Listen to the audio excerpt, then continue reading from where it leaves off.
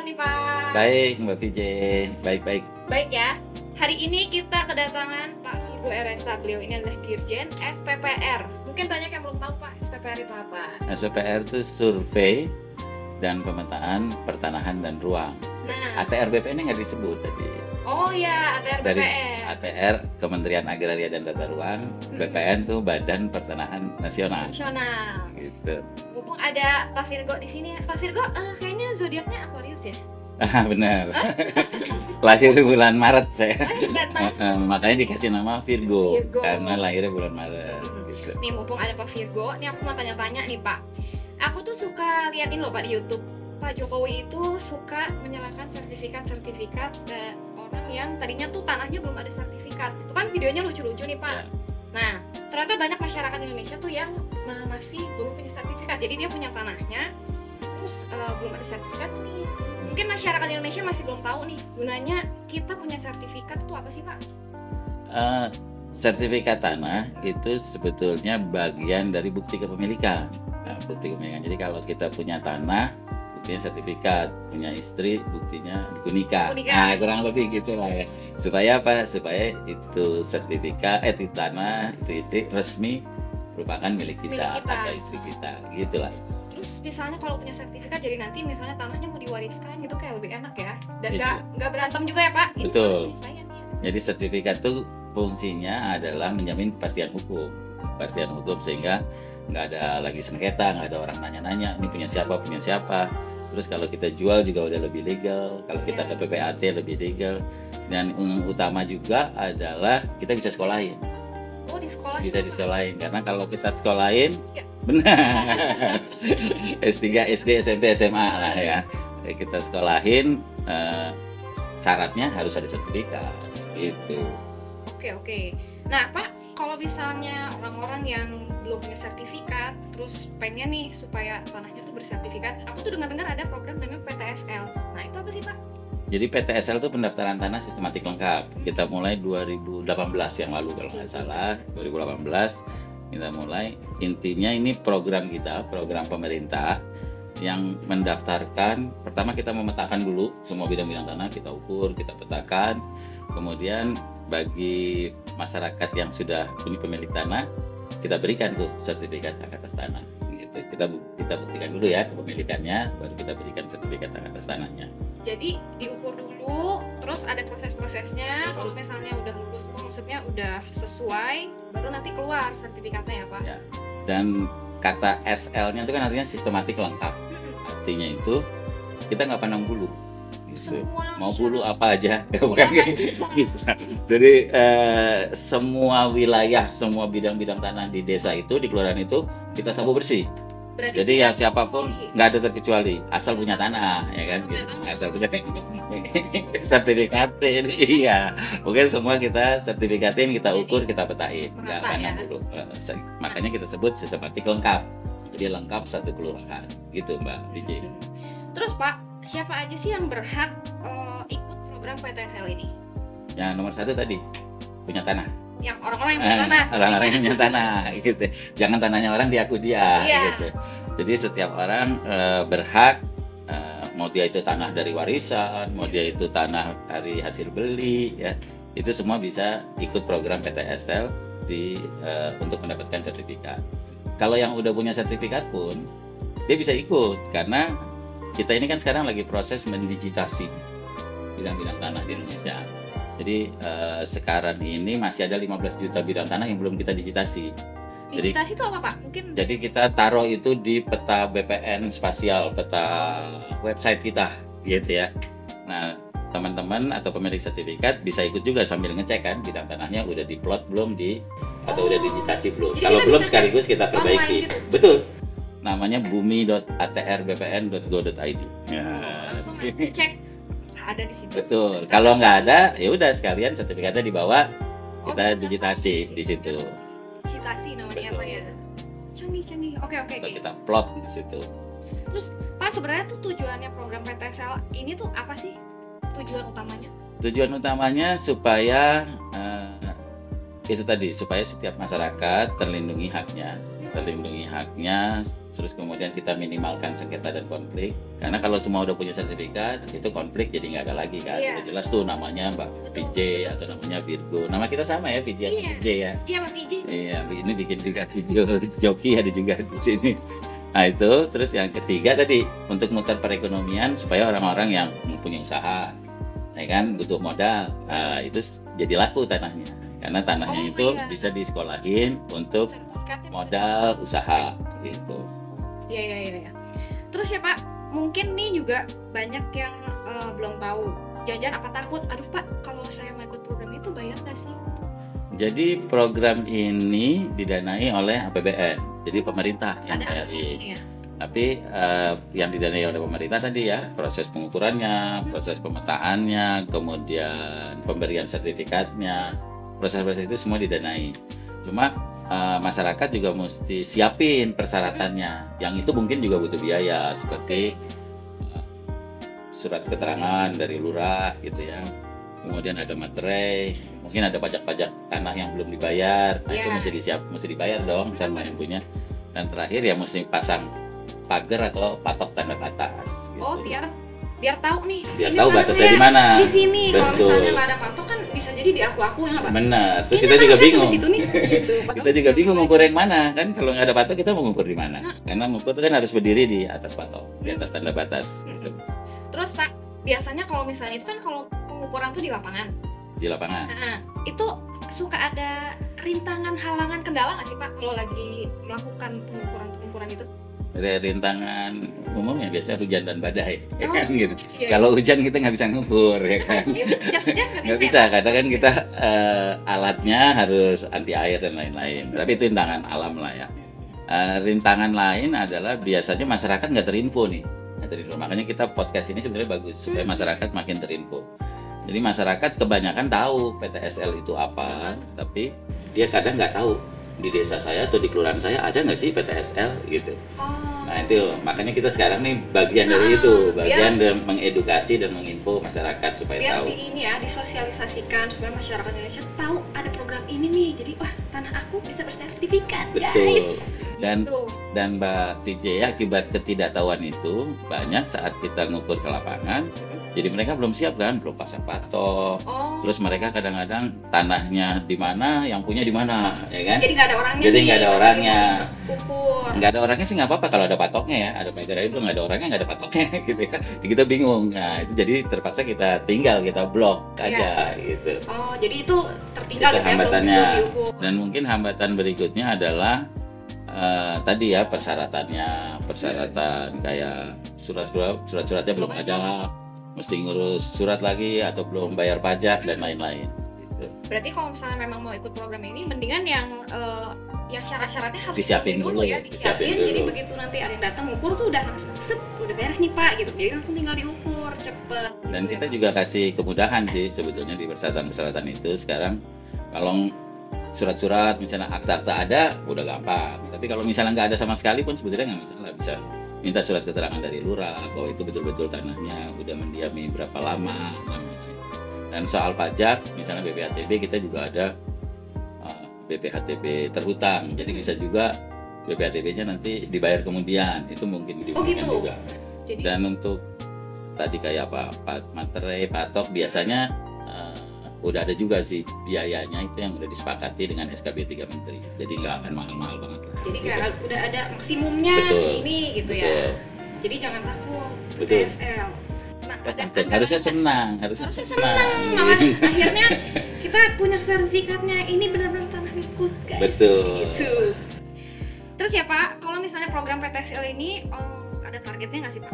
Ada. Jadi kita itu kan 126 juta kita perkirakan bidang tanah di Indonesia. Itu tuh yang belum? Enggak, total semua. Semua. Kita sekarang baru ngeluarin sertifikat sekitar 85 juta. Jadi masih ada sisanya. Makanya kita sekarang ngebut nih. 2018 kita 5 juta, kemudian 7 juta, 9 juta. Terus kemarin Covid kita turun, sekarang juga lagi resesi. Insya Allah tahun depan dengan anggaran yang ada minimum kita bisa 6 juta lah. 6 juta bidang tanah. Ya. Terus Pak, ini Bapak ada strategi apa nggak Pak? Kalau misalnya Bapak punya target nih, biasanya kan kayak ada strategi apa nih biar bisa nih sampai si 6 juta bidang tanah itu tercapai. Ada nggak dari Bapak? Strateginya strategi apa nih? Strategi teknis.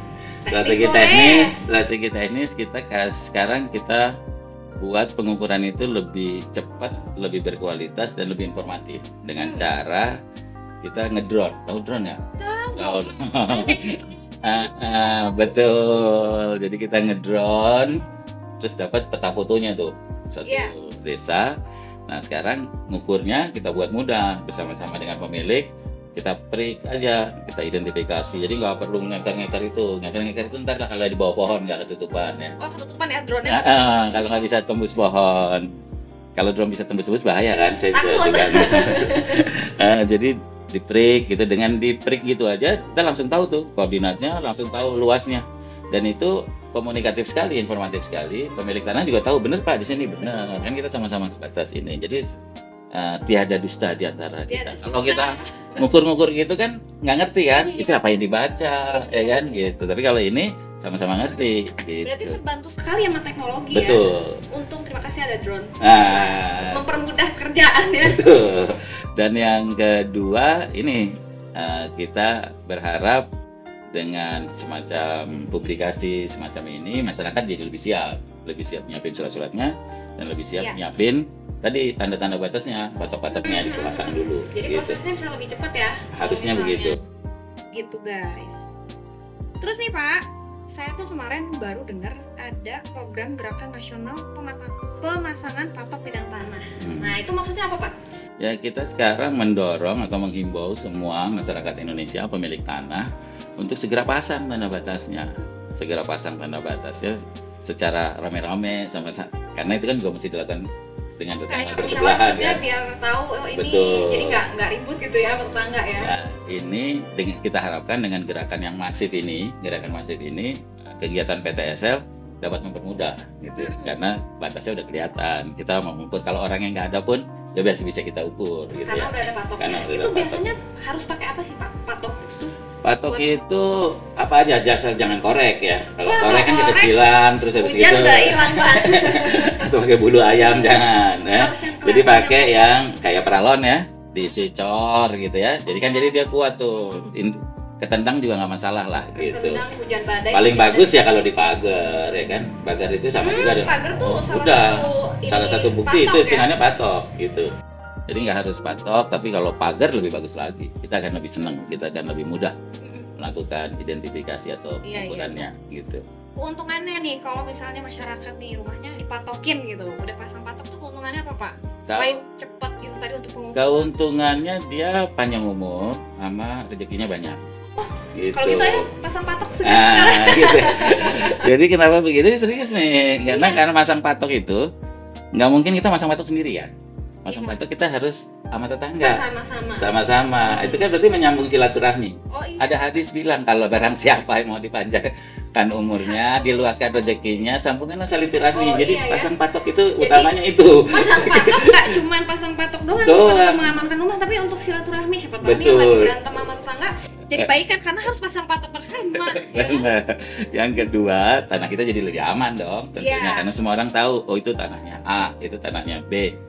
3, tetangganya juga ngelindungin dong, bener itu ya kan gitu. Tetangganya juga ngelindungi, dan yang keempat kami jadi lebih mudah begitu kita masuk PTSL, kita bisa mengukur dengan cara lebih cepat gitu. Nanti mungkin teknologi terbaru kita terbang patok-patok itu langsung kelihatan, tapi sekarang lagi kita piloting lah. Pastilah nanti akan ada teknologi seperti itu, jadi kayak meminimalisir orang ngaku-ngaku itu tanah. Benar, itu utamanya. Nah Pak, kalau misalnya gerakan patok batas itu ya, sebenarnya tuh masyarakat tuh kapan harus pasang si patok batas itu tuh? Kapan? Setelah nonton podcast ini kayaknya. Wah, gitu. Jadi begitu habis nonton podcast ini, udah langsung aja pasang patok batas. Kalau belum ada, atau kalau punya duit jadi pagerin.